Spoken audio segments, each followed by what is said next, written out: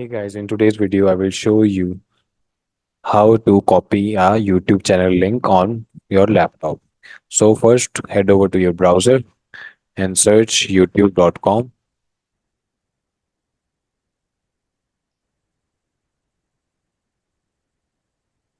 and then search any channel's name you want to.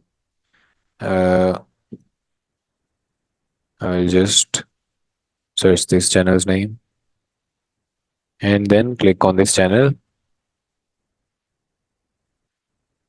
and there you go. Once you open the channel, click on this link on the top.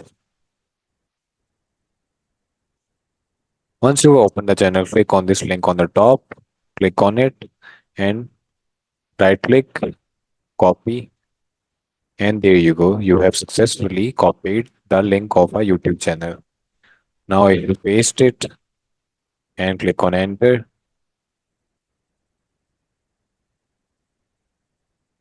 There you know it's working. So that's it. Thanks for watching. Leave a like, comment, and subscribe to the channel.